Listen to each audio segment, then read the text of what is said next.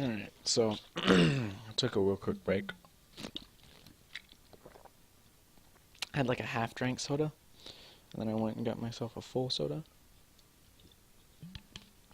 Then I made myself a pastrami and cheese sandwich that I'm going to eat while reading and not bother rereading the stuff that I had, well, because it pisses me off. Also, I went and took a massive shit, pulled it out of the toilet, and named it The Lost Heir. That was a thing that happened as well. And then I sold it on Steam. And now I'm playing it. Wow, look at that. Fuck you, Mike Walter. Now, you made it. Now it's time for greeting you as you enter the account.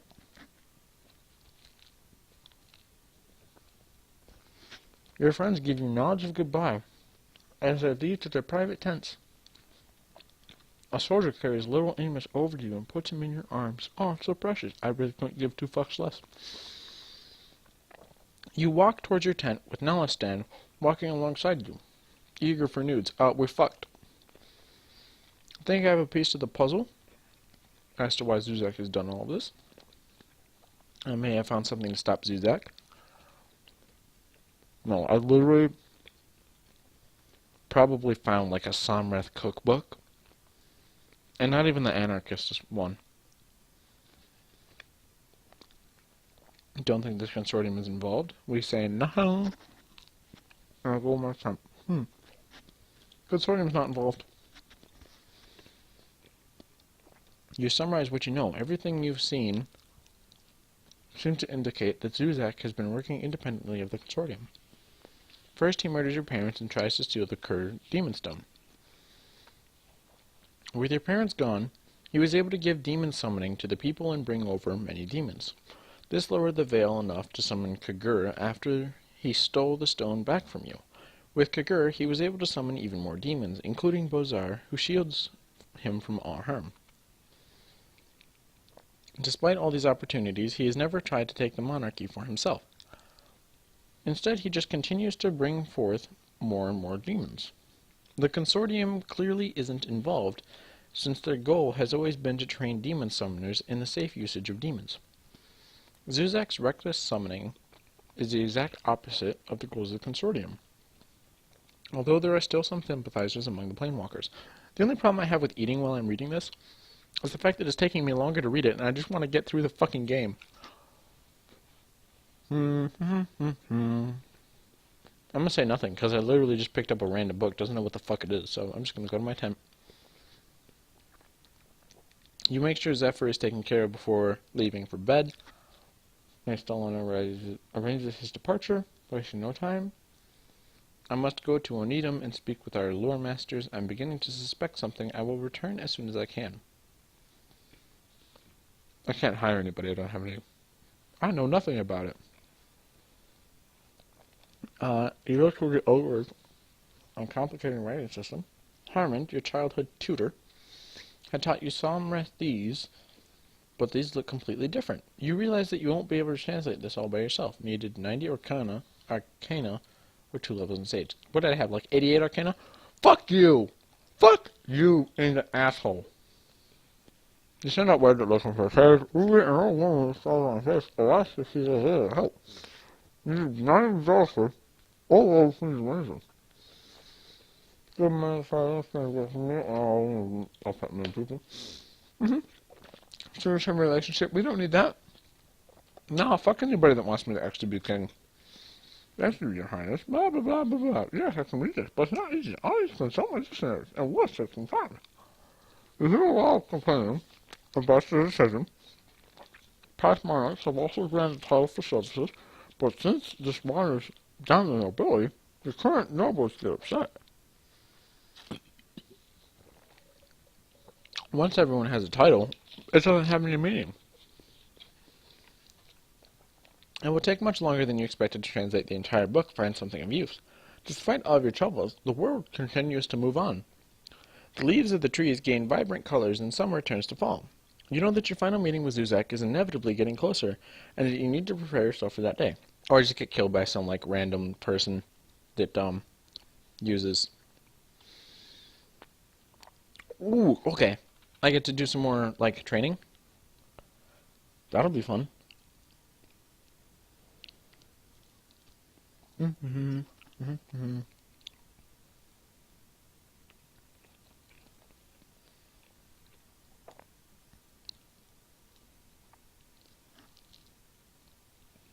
Develop my diplomacy and super persuasion skills to supernatural levels. That sounds good to me. You've been studying diplomacy your entire life, but unfortunately, you aren't persuasive enough to compel the minds of others. Bullshit. Fuck it, I'll just study the magic from my goddamn spellbook then.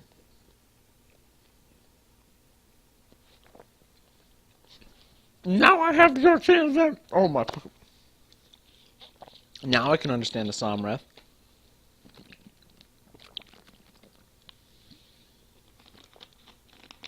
Oh cool, I get a familiar.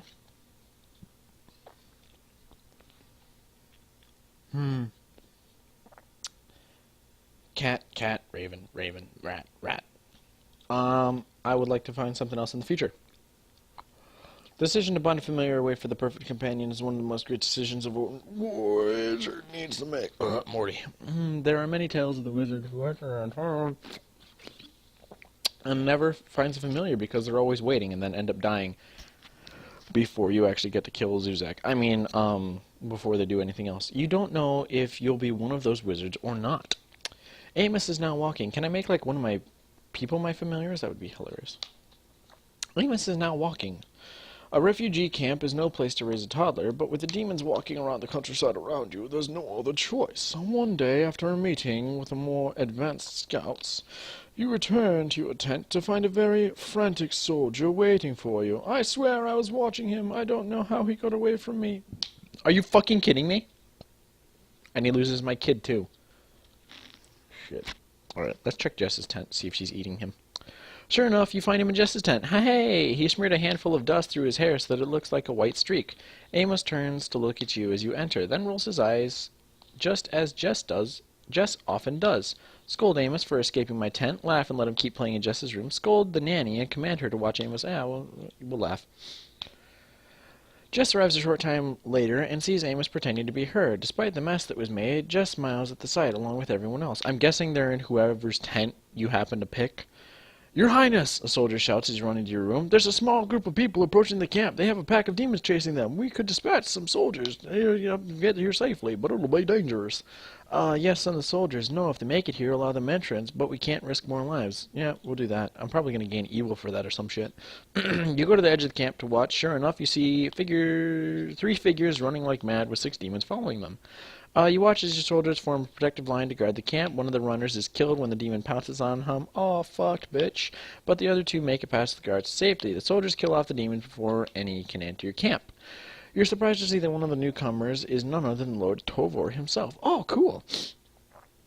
I never thought we'd make it, Your Highness, Lord Tovor says. It was a close thing. Lud is constantly being attacked by demons, and our defenses dwindle every day. It was still standing when I left. Thank the gods I made it. I'm glad you made it back safely, Lord Tovor. You reckless fool, you could have been killed, Lord Tovor. I hate to be the one to tell you this, but General Vale is dead. You endangered my soldiers needlessly. You could have stayed in Lud. I'm glad you made it back safely. Lord Tovor relationship, +3. Wasn't he like 80 or some shit? Oh, he's at 77. Cool. Thank you, Your Highness, he says. When word reached us about what happened and that you were still alive, I just had to come. You know me and my Black Friday sales. I don't know if I can aid you in any way, but I want to... The snow begins to fall as autumn officially turns into winter. Ruby finally comes to you with some new information about the Somrath book you stole just before winter turns to spring. You call for a council to share the information, and I had my legs crossed like slightly wrong, and now the family jewels are taking the brunt of the uncomfortability. Whew. It's called the Demon Blade.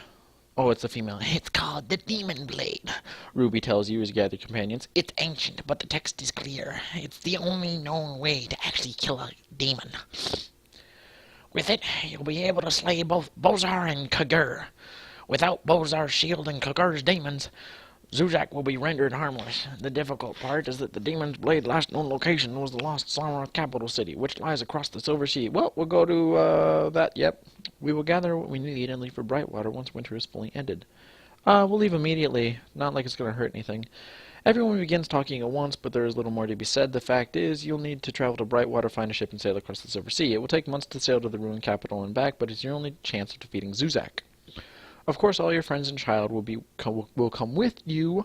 You'll leave a few soldiers behind to direct new arrivals to head to Brightwater, but other than that, everyone will go. Unfortunately, Nestalin hasn't returned yet, so you have no choice but to go without him. On the road again. I can't wait to get on the road. What did I say about singing? Alright. I'm assuming that after I get back from it would be the time that the baker would return his stuff to me, because that's the way it works in Fable 2. Great job, Mike Walter, not directly including that. What was that guy's name? Barnum? As far as... there's like a fucking hair or something on my mic, and it's like, keeps tickling me. As far as royal retinues go, your procession isn't nearly as formal as it should be. Wartime traveling necessities less pomp and more ceremony. Oh, necessitated less pomp and more ceremony. Your friends cluster around you in the middle. Behind them are the servants and craftsmen. Surrounded the entire group are your soldiers. You're nearing the end of a long day's travel when you see a few brightly painted wagons circled around a campsite. It appears to be a traveling troupe of musicians and mummers. A wrinkled old man wearing a lot of jewelry comes forward to greet you. Welcome to our camp, he says with a smile. I'm Frederick. Please come join us. We're between shows right now, but if you don't mind listening to us practice, you're welcome to join us. We have warm food, strong drink, and some amazing music. Tell my group to set up camp while my friends and I join the Wagoneers. Tell my group that we won't be stopping here. Yeah, fuck it, we'll stop and listen to some music. Not like it's going to hurt me any more than everything else in this game already has. You leave Little Amos with the nanny you recently hired, and the soldiers in the camp they've erected a short distance away. The travelers are all very welcoming. They wear loose clothing as brightly colored as their wagons. They offer to share food with you and some herb, and soon bring out instruments to play around the fire. As the sun sets, jars of strong liquor get passed, along with the blunts, around the fire as well. Among those present is a young woman with thick, dark, luscious hair who's totally bangable. She's only a few years older than you and possesses a sensuality which is almost tangible. That's exactly what I fucking said. Damn, okay. She bats her long eyelashes at you whenever she catches your eye. You notice Bran looking at her with obvious appreciation. That's Lacey, the old man says. She's one of our best lute players you'll ever hear. Knows a little bit of magic, too. Oh, she's a lute player, not a flutist? Damn. The flames of the campfire cast everything in an orange glows as the music plays and people laugh. As the jars of liquor get passed around, people begin to lose their inhibitions and dance to the music. Lacey is eager to dance with everyone and asks you to get up and join her. Hey, Bran, do Eastern nobles know how to dance? Tell Bran to return to our camp and check the defenses. Dance with Lacey. Dance with the group. So Bran is not going to like it if I dance with Lacey then, I'm assuming. Dance with the group. Ask Lacey what kind of magic she knows. Listen to the music. Cast a simple spell that will turn the fire different colors. Ooh, cool. Take a long drink from one of the liquor jars. Stay at the campfire for most of the night. Thank the travelers for their hospitality and return to my own camp. Let's turn the fire different colors. The fire flares blue, red, and green. Sometimes it leaps up a few extra feet as your magic changes its color. I love magic, Lacey says with a big smile. I think that's why I slept with a mage a few years back. I taught him a few things and taught me a few things, if you know what I mean. The group laughs and Lacey continues. I wouldn't sleep with somebody who did filthy black magic, of course. What a coincidence. Oh, just left. What did I say? Lacey says with a confused look. Filthy black magic. Filthy. Lacey says she takes a drink from one of the jars of liquor being passed around. Oh, okay. That's funny. So Jess is no longer at the campfire. She left. She got pissed. Let's dance with Lacey. Lacey laughs and moves seductively to the music. She spins you and gives you a slight push. You find yourself falling back onto the log you've been sitting on. Lacey completes her own spin and grabs Bran's hand, pulling the captain up to dance. Bran dances with grace, strength, and agility. Lacey's a seductive and sultry dancer who's able to keep up with the athletic captain's moves. Together they make an impressive couple. At the end of the song, Bran kisses Lacey's hand like a true courtier, and Lacey actually blushes. Neat. Let's ask Lacey what kind of magic she knows. Oh, just a little this and that, she says with a smile. I'm not formally trained, but I learned how to see the world in a different way. I can see how magical items work. Just a simple cantrip, really. So she's got detect magic. But does she have magic missile? Yeah, that's the true question. Stay at the campfire for most of the night. Take a long drink from a liquor jar. Listen to music. Dance with the group. Top red. I'm gonna return to home camp. Alright, they clap you on the back and wish you well on your travels. Bran stays behind with Lacey, saying that he'll meet up with you in the morning. You're just leaving the campfire when a voice speaks from nearby. Hello, King Ben, it says from the shadows. Tonight you die. A large demon with glowing red eyes steps forward. It stands nearly 8 feet tall, but moves with lethal speed. It grabs you in a bear hug, and before you have a chance to think, it beats its giant's wings. Your feet rise up off the ground. You're lifted in the air with your arms pinned to your sides. Release me, trotted out my sword, slam my head into the demon's face several times. Wake up, we're under attack. Try to wiggle free of the demon's grasp. Wake up, we're under attack! You call out a warning and hear somebody yell back. The demon's powerful wings continue to pump as you're taken higher into the air. From your vantage point above the ground, you can see the dark shapes of demons attacking both camps. However, your warning shouts alerted the camps, and you can see people coming out of the tents with weapons in their hands. One of the musicians' wagons has been set ablaze, making the scene ever more visible from this height. 3 more small winged demons fly close to you as you're carried upwards. One of them rakes you across the side with the sharp claws. The other 2 circle around you, also planning to strike. Draw my sword, draw my dagger, slam my head, cast a spell of electricity to destroy the smaller demons, cast a spell to fry the demon with lightning. I was just like, electrocute myself. You say the words and lightning begins to spark across your fingertips. Unfortunately, with your arm still pinned to your side, you begin to jitter and shake as you slowly electrocute both yourself and the demon that's holding you. Needed a free hand. Okay. The other smaller demons cut at you with the claws in their hands and feet as they swarm around you. Several of the wounds are deep, causing blood to run down your body and drip from blah blah blah blah. And I fall unconscious. Darkness, ... You see a familiar face hovering over you. He's awake, Petra says. Wow, look at that. I actually gained a little bit of health back. Weird that I didn't just fucking die, because it's not like the games are defaulted to have a certain word cap, and if you don't reach that, you can't actually make the game, which would also explain why you have a lot of difficulty with all of the other things, because if you just got through every situation with the best possible answer, the game would be very fucking short. Oh, with that, you didn't hear the last of what I said? Well, because I was drinking? Well, that's weird. I'm not going to discriminate against the game. I don't like myself nearly as much as I like the game. So, I'm going to keep drinking to... Lost my train of thought. You can see that the demon attack is over. Several of the musicians' wagons have been burned to ruined husks, and there are dead bodies scattered all over the ground. Lacey is kneeling over Frederick's body and crying loudly, "Aw, boo-hoo!" Bran stands behind her with a comforting hand on her shoulder. You'd been wondering when Zuzak would eventually try to kill you. It only made sense that as a demon summoner, he would eventually send some of his creatures to kill you. With the demons dead and gone, there's no reason to leave right away. You have trouble sleeping that night, but exhaustion eventually forces you into a restless slumber.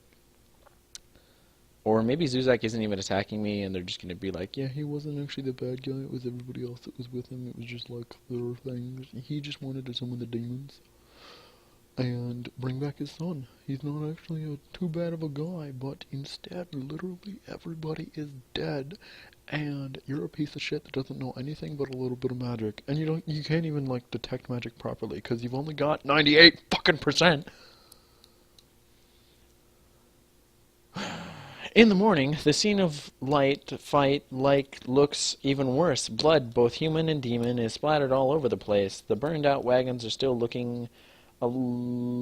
smoking a little, and everybody looks tired. You see Bran and Lacey quietly talking to one another. Bran touches her face in a comforting gesture before leaving to join your side. Is she coming with us? Invite her to join us. Say nothing. No, she's going to stay with her troop for now, Bran says without showing emotion.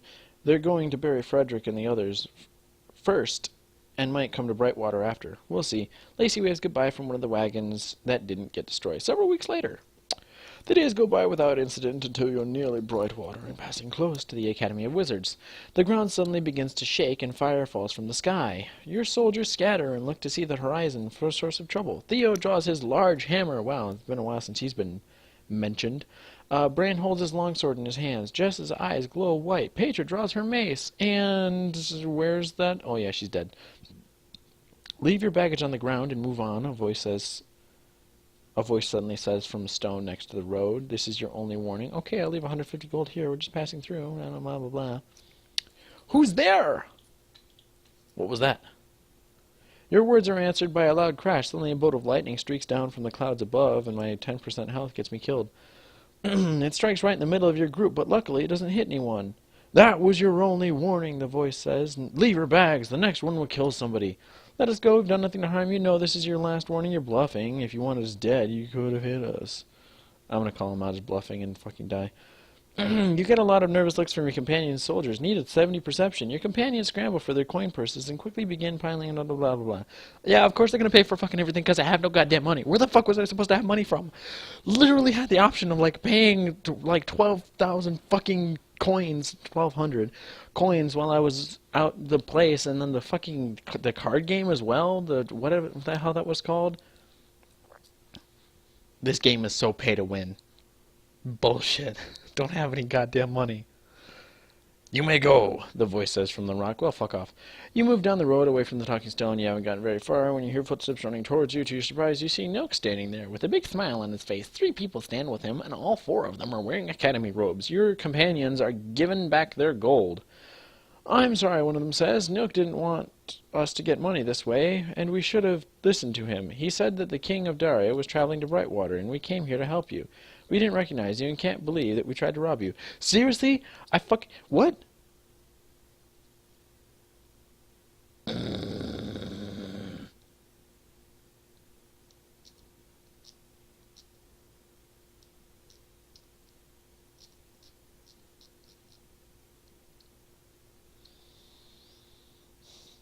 You don't know how bad I want to execute them. I want them dead. This is bullshit. Fuck. Fucking fine. I'm happy to see Milk. God damn it. Milk rushes forward and hugs you. He's grown a few inches, and you kind of wanted his throat slit. You quickly learn that he still doesn't speak, but that doesn't stop him from practicing magic. Milk and his friend join your group, and you continue to travel, and he dies later. Absolutely fantastic. Way to go. Smell of the sea is the first sign that you have arrived in Brightwater. An assortment of narrow towers and precariously high bridges rise high over the coastal city. The sparkling blue water to the east fills the air with a clean, salty aroma, and the cawing of seabirds joins with the background noise of the city. The moment the guards see your banners, they begin to blast the horns on their belts. The great gates of the outer wall are open for you, and you are given a royal welcome. It's nice to not have to fight our way in for a change, Theo says with a grin. I'm done doing the fucking voices at this point. I'm so pissed. This is the first time you've taken an army into a friendly city. Bran and Lord Tovor are both greeted warmly. They both lived in Brightwater for a long time. Bran excuses himself to visit the soldier friends. Lord Tovor departs to speak with the nobles. Between the 2 of them, you know that you'll get an accurate report on how Brightwater has been farting since you left. You dismount Zephyr and proceed to the palace on foot. Your rooms are ready for you, and fresh food is served. You spend a comfortable night in your room. You barely hear Amos through the night, since he has a proper nursery down the hall from your bedroom. The next morning, you get to work. I don't get to sleep with anybody? Seriously? It's bullshit. It's stupid. Why do these games always have to have, like, full-on courtship and crap like that? Can't I just, like, bang some handmaidens or something? At least give me something to appreciate in this goddamn game. This series. So annoying. I can't even fucking cast spells right. Send for the harbor master, speak to Bran, send for the garrison commander, send for Lord Tovor. Send for the Lord of the Treasury. Oh, when is my ship here? The entire reason you come to Brightwater is to find a ship that you can cross the Silver Sea to ancient Samrath capital, where the Demon Blade awaits. Rogar The harbor master is a fat man with only a fringe of brown hair remaining over his ears. He has a worried expression on his face that tells him what you need. Fuck. Can I execute him? Why is there some fat dude running my ships in my country? Can I just kill him? It's not like I have any fucking reputation with my goddamn citizens anyway. 30 goddamn %. The fuck game? Your Highness, Rogar says, bowing, it's good to see you back with us. I'm afraid that you ask is impossible. No captain. It's foolish enough. Well, I don't have money to pay them off, do I? No. There are only 5 ships in Aldera even capable of such a feat. And only 2 of them currently here in Brightwater. Okay, well, I guess I'm going to go talk to Bran. The city's in good shape. Morale is good, even though there's some concern about the merchant named Saul Bennett. He was amassing a fortune when I lived here, but in the last year has consolidated most of the guilds and runs the entire public sector. They say he practically owns Brightwater now, and that nothing gets done without his approval. Send for the Lord of the Treasury. Give me money.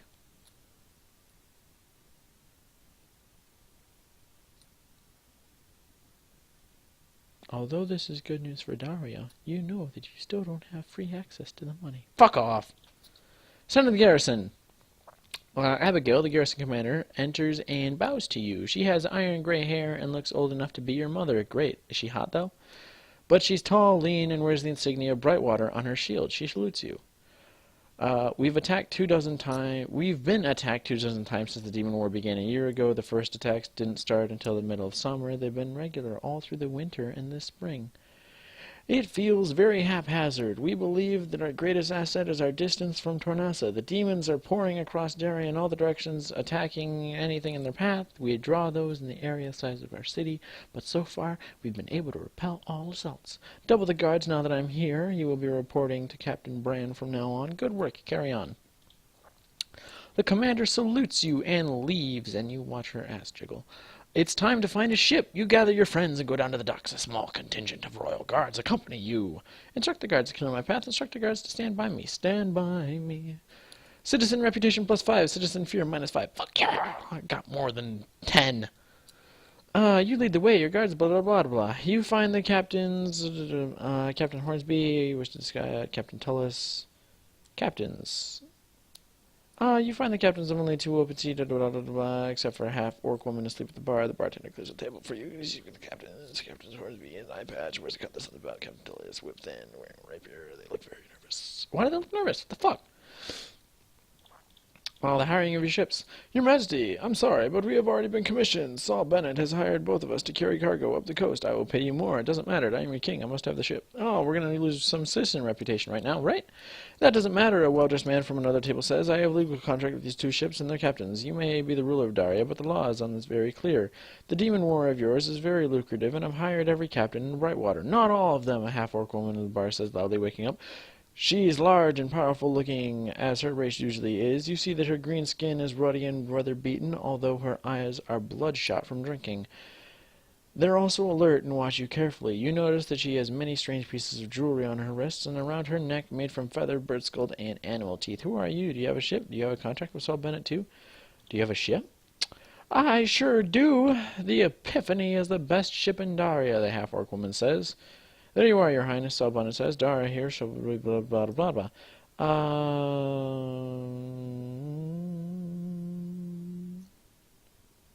Theo leads a small group of the rusty harpoon. Dura continues to speak. You're a solid fellow, aren't you? This comment is directed towards Theo, whose eyes open wide when the drunken half-orc captain gives a friendly pat on the bottom. The mountain man draws back his fist. Theo, she's flirting with you, you idiot! Dura grins at the conversation. Theo blinks in surprise and continues to lead the group onward. As you're led across the docks, you pass many beautiful ships, all of which are clean and well-maintained. Eventually, you reach a cheaper ship. Epiphany rests. Slips in terrible shape. One of the masts is missing. She's going to need a little work, but she's almost seaworthy. What happened to your ship? You can't drink on this voyage. Are you a real captain? What happened to your ship? You heard of Sailor's Grief, set of rocky shoals off to the north? Nope, I don't. I think I know what Zuzak is trying to do, Nestalin says, once you're alone. Wow, okay, so Nestalin's here and he's telling us something. I think it's obvious he's trying to take over Daria. I think it's obvious he's trying to destroy Daria out of grief of his son. What did you find out? I know exactly what you're going to do with this. No need to explain any of it. What'd you find out? The only answer that isn't a dick. Stalin reaches into his shirt and pulls out a silver chain with the blue details. It's Oriel's grief, the magic conduit the gods recovered from Stalin. Do you remember what I told you about my family heirloom? Yes, I remember it. A magical amulet which allows a person to speak to the gods and goddesses isn't something that's easily forgotten. Now that you have it back, can you use it to help? I assume there's a connection? Yes, there is, he said. I had to return to the Oneidum in order to get permission from my order to share what I'm about to tell you. The demon realm is much like the divine realm. There is heretical thinking, I know, but alas, it is true. The deities can influence reality by will alone. Demons can do the same, but at a much slower rate. My order knows where the ancient Samrith people have gone. Stalin pauses as though not wanting to continue, but eventually he does. The Samrith weren't just demon summoners. They found a way to enter the demon realm themselves and become demons. I'm not saying that all demons were once people, since there are already demons there whom the Samrith used to summon. The first demons could have been anything at all, but yes, some of the demons you summon could be Samrithis. As demons, they gained immortality and the ability to alter reality by will alone, which is why they went. Each demon has a different power because of its influence. So you think Zuzak is trying to become a demon? What does this have to do with Zuzak? This all seems very far-fetched. No, I don't, Stalin says. I think he has a much grander plan in mind. Please open that children's book you found in Zuzak's quarters again. You see the flying castle and the little boy and the inscription. We will be together again soon, Lachlan. Had Zuzak been a wizard or worshipped evil gods, I believe he would have tried to use necromancy, but instead he's a demon summoner, so he's using what he knows. Instead of following the Samrith plans of becoming a demon and slowly building the power to bring back the dead, I believe he intends to bring the demon realm to us. When a summoner brings over a demon, it brings its projection, but leaves the true demon behind. We know that Kagura was only able to be summoned after enough demons entered our plane. That's because it thins the veil. If he gets enough demons into our world, Zuzak will be able to tear the veil itself, and the demon realm will merge with our world. How will this bring back his son? Why merge the worlds? Why would he not do as the Samrith did and become a demon? How will this bring back his son? As the world becomes like the demon realm, he will gain the same reality-altering power as a demon or god. With that power, he will be able to do anything he pleases, and I'm sure the first thing he'll do is try to bring back Lachlan. Stalin sits back in his chair looking exhausted. What I've told you is considered blasphemous, despite being true. The idea of divine realm is similar to demon realm is distasteful, to say the least. The good news is, I think your plan of using the demon blade will work. Why is that? What makes the demon blade different than any other? What's different about the demon blade? The demon's anchor stone exists in the demon realm. A planewalker can bring a production of it over to our realm, where it becomes a demon stone, which can be used to summon demons. When a demon is summoned, his production comes over. In this way, the demon stone, or demon, is destroyed here. Its essence returns to the anchor stone in the demon realm, which is why it's immortal. The demon blade will be made from something that exists in both worlds. That means that it'll be able to destroy a demon's anchor stone, meaning that the demon will truly die. With the demon blade, you'll be able to destroy Kagur and end the demon war once and for all. It's good to get some reassurance that your plan will work. Now, all you need to do is wait for the Epiphany's repairs to be complete. Sail across the Silver Sea, get the demon blade, return with it, destroy Kagur's anchor stone before Zuzak is able to tear the veil between the demon realm and yours. A tall order, but at least there's a chance of success in the end. Stalin bids you good day and leaves you to your ponderings. That night during dinner, Dura arrives at the palace. You can smell the alcohol on her before she even enters the dining hall. You see many of your companions look over the half-orc as she walks between the tables towards you. Are you drunk? I told you not to get drunk. Yes, what is it? What is it? She sits down on one of the tables where Theo, Petra, Nilk, Bran, Stalin, and the others are sitting. She picks up a piece of meat from Theo's plate with her fingers and pops it into her mouth as she leans back in a chair, which is too small for her solid half-orc body. We got a problem, she says with a mouth. Saul Bennett bought up all the sailcloth, then jacked up the prices. As though summoned, your guards suddenly let in the man in question. He's wearing an expensively cut suit and walks with a fancy stick topped with an invaluable gem. Lord Tovor is at his side, which explains how he got past your guards and into the private dining hall. It's true, Your Highness, Saul Bennett says. Simple business practice. You need sales, I have them. So I set the price. Your Lord Tovor says the Treasury won't pay any amount over what his books call reasonable. That means you'll need to come up with the extra gold if you want my sale materials. I'm sorry, Your Highness, Lord Torvar says, glaring at Bennett. It's true. A reasonable price is clearly outlined in the books, and the Sailmaker's Guide has sold all of their material to Saul Bennett. Any royal purchases above this amount are not covered. My hands are tied. This is opportunism and profiteering, Petra. This is my kingdom and my words. I'll put this man in the dungeon. I fucking put him in the dungeon, asshole. I don't give a shit about your goddamn fear and citizen reputation. Get this fucker out of here. Saul Bennett's eyes open even wider. Your guys pause for a moment, but then they obey. I have done nothing wrong, the merchant yells as the guards drag him away. You won't get away with this.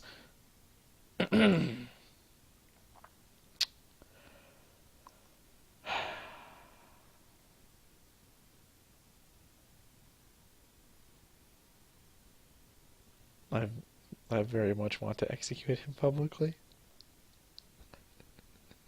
I want him dead.